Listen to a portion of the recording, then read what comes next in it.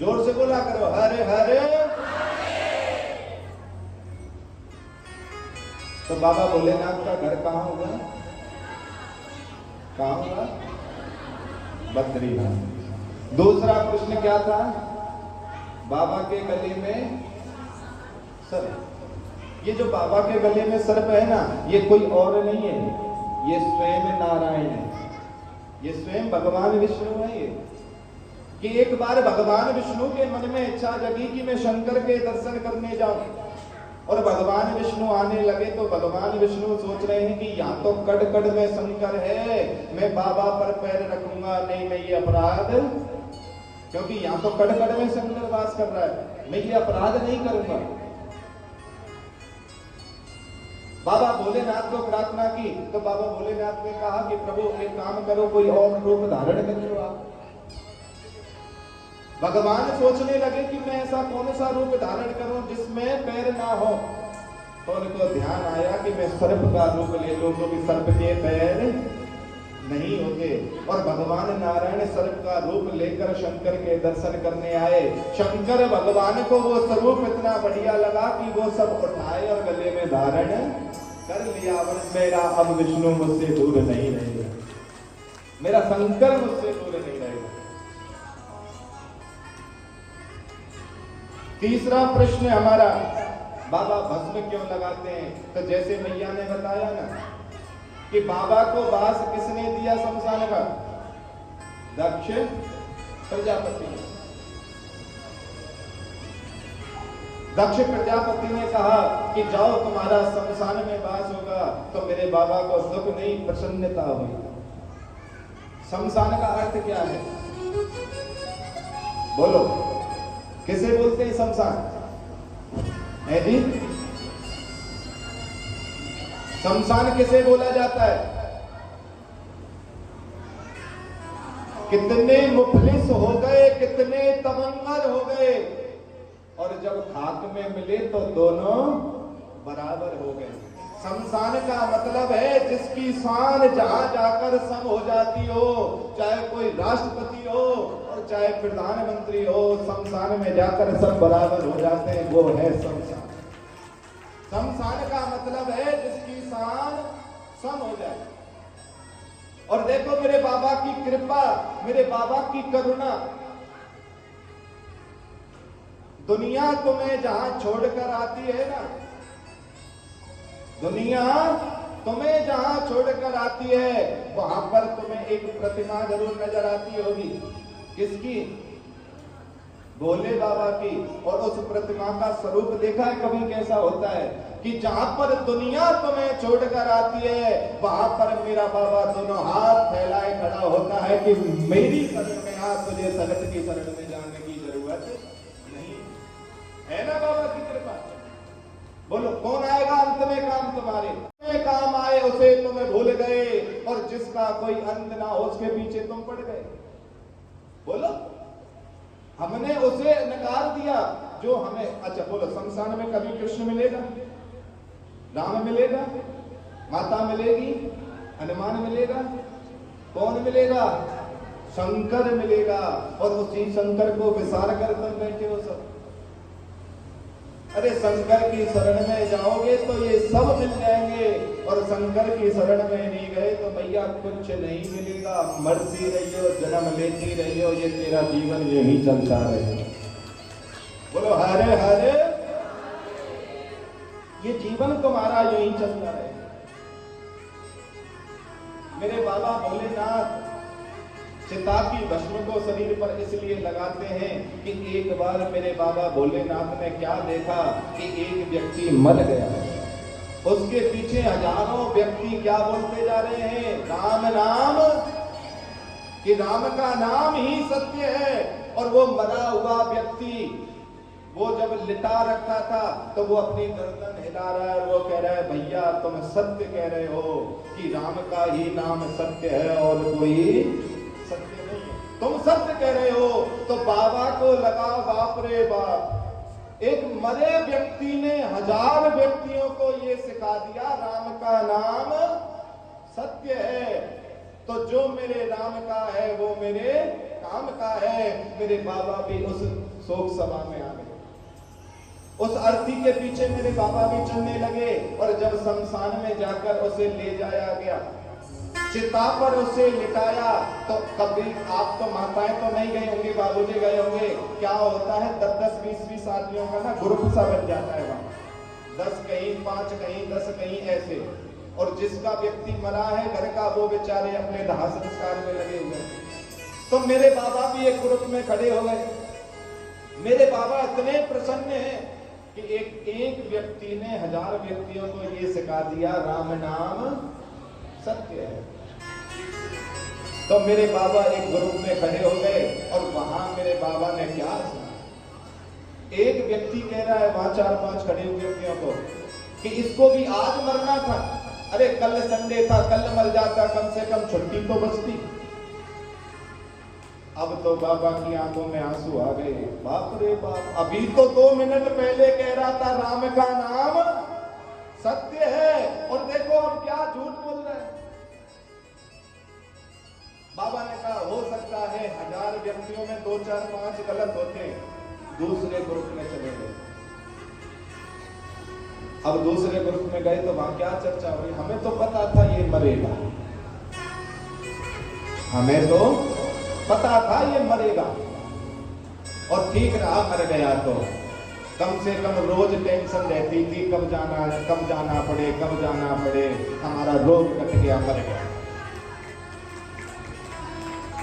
बाबा बोले बाप रे बाप, अभी तो कह रहा राम का नाम सत्य है और अब कह रहा है कि रोग कट गया। बाबा बोले एक काम करता हूं, जो जिस परिवार का मरा है उस परिवार में जाऊंगा। बाबा दौड़ कर आए, अब उसके परिवार वालों के बीच में आकर खड़े हो गए। उसके 4-5 बेटे थे। अब वो बेटा, बड़ा बेटा तो अग्नि दे रहा है पिताजी को, और 4 बेटे कह रहे हैं कि विनोद नगर वाला फ्लैट तेरा। दूसरा बेटा कह रहा है वो लक्ष्मी नगर के मेट्रो स्टेशन के नीचे वाला मेरा।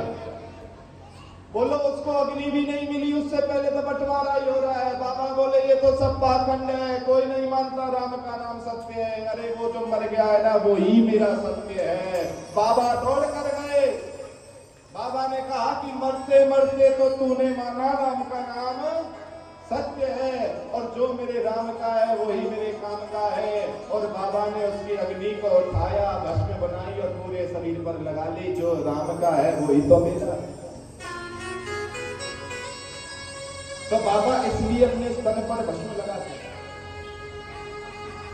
बाबा भोलेनाथ के 52 विवाह हुए। बाबा भोलेनाथ की संतान है 13।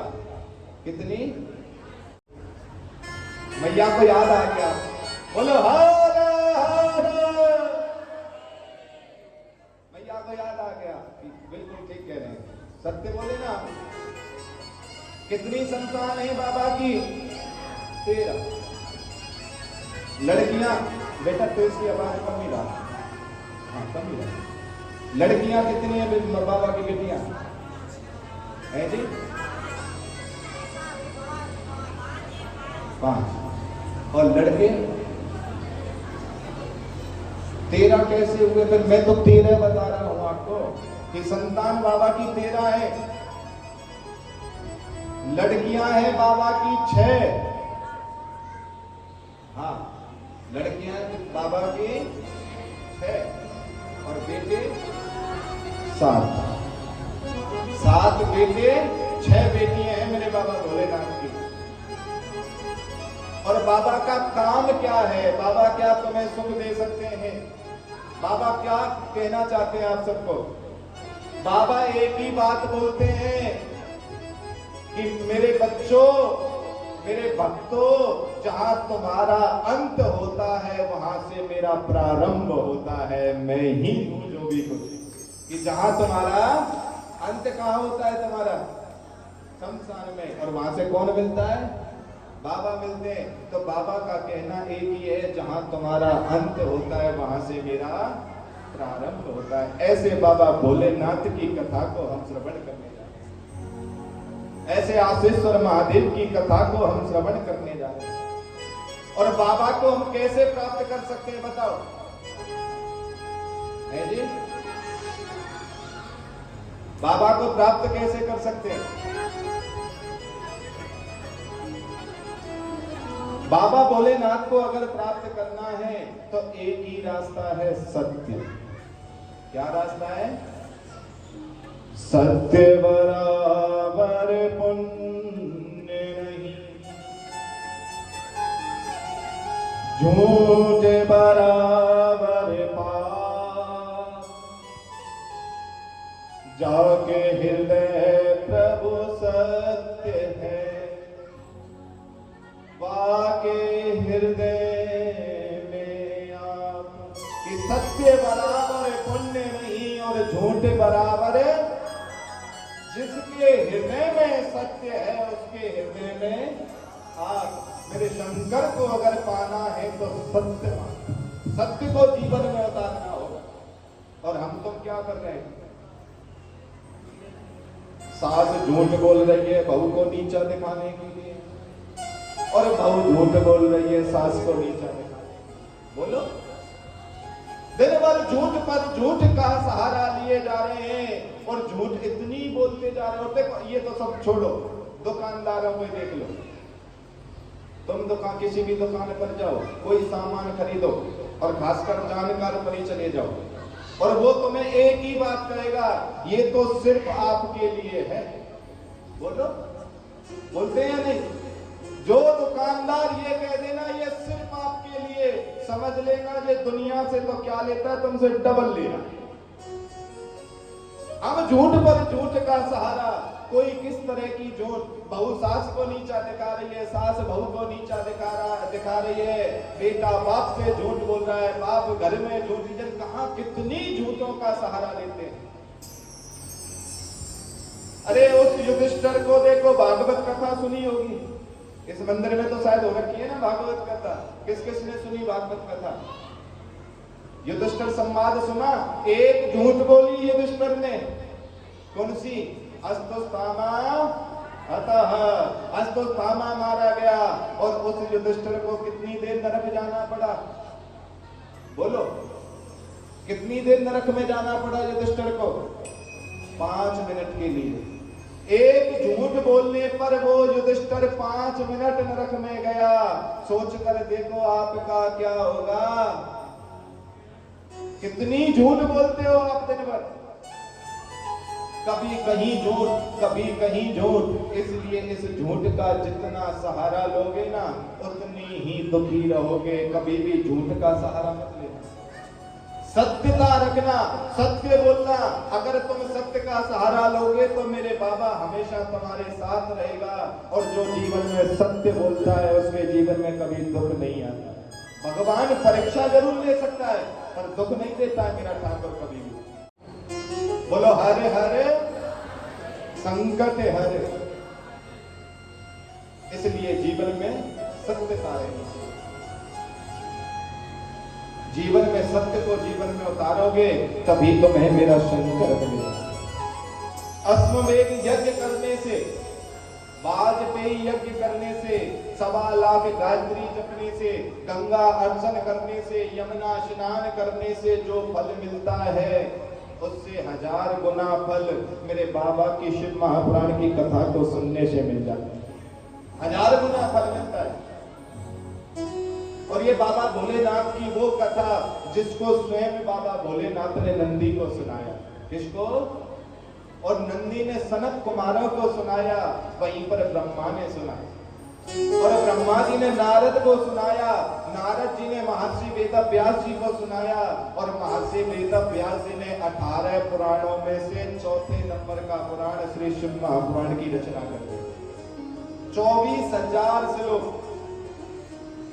7 संहिताएं मेरे महर्षि वेदव्यास जी ने रचना की और अपने शिष्य सूत जी महाराज को श्रवण कराया। और सूत जी महाराज ने ये शिव महापुराण की कथा सोनकादिक 88,000 ऋषियों को सुनाई। वो ऋषि जो 12 वर्ष यज्ञ कर रहे हैं। एक बार हमसे किसी एक भक्त ने एक प्रश्न पूछ लिया, बोले गुरुजी एक बात बताओ, भागवत कथा सुनते हैं तो भी उसमें ये कहा जाता है कि सूत जी महाराज ने सोनकादिक 88,000 ऋषियों को सुनाया। राम कथा सुनते हैं तो भी ये सुना जाता है, अब सिंह महापुराण सुना रहे हो तो भी ये कह रहे हो। सत्यनारायण की कथा भी शुरू कैसे होती है? सोनकादिक 88,000 ऋषियों को सूत जी बोले, ऐसे ही होती है ना। तो ये सूत जी ने कैसे सुनाए? तो हमारे गुरुदेव हमें बड़ा सुंदर व्याख्या करा करते थे कि सोनकादिक 88,000 जो ऋषि थे ना, उन्होंने 12 वर्ष का यज्ञ किया और उस 12 वर्ष में 18 पुराण, 4 वेदों और 6 उपनिषदों का ज्ञान सूत जी ने ही दिया। 12 साल तक सुनाते रहे, एक दिन नहीं, 2 दिन नहीं, 12 साल कथाएं सुनाते रहे सूत जी महाराज। तो सोनकादिक 88,000 ऋषियों को सूत जी श्री शिव महापुराण का श्रवण करा रहे हैं। आइए बाबा भोलेनाथ के शिव महापुराण की कथा में प्रवेश करने से पहले बाबा भोलेनाथ का 2 मिनट नाम संकीर्तन करते हुए हम कथा में प्रवेश करेंगे। बोले श्री शिव महापुराण की, बोले आसेश्वर महा